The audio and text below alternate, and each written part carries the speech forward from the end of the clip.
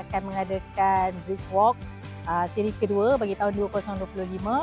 Pada hari ini kita akan route kita akan menggunakan route dalaman dan ada campur luar sikit, lebih kurang dalam 3 kilometer.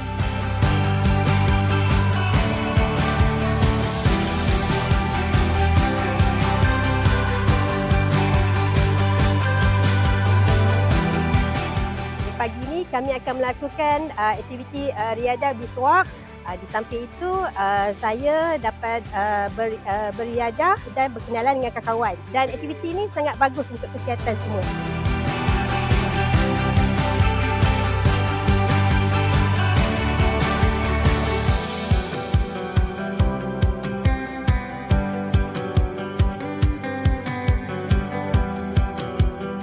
Hari ini kita meneruskan lagi program Brisk Walk di Politeknik Utama.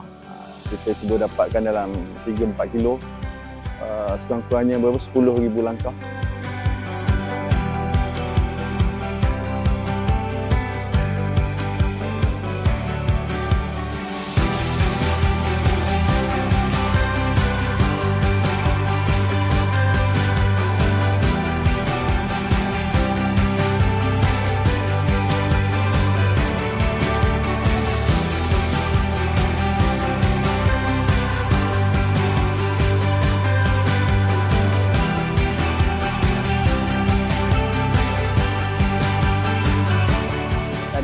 Yang menjayakan aktiviti Brisk Walk pada pagi terakhir Syaban, ya, dan kita harapkan agar aktiviti riadah ini diteruskan walaupun kita akan berpuasa pada bulan Ramadan untuk pastikan kesihatan dan juga kekuatan fizikal kita untuk menghadapi ibadah Ramadan di tahun ini.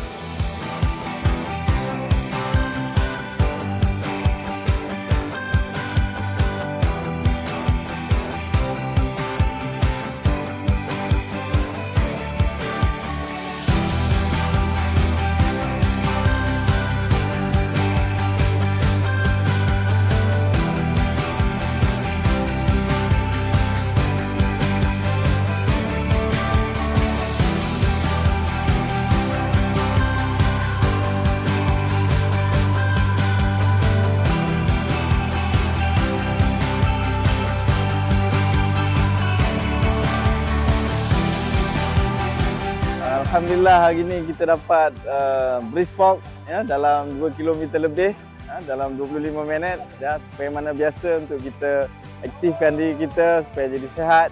Dan saya pun mengambil kesempatan inilah, ya, untuk esok lusa insya-Allah Ramadan bakal menjelang tiba.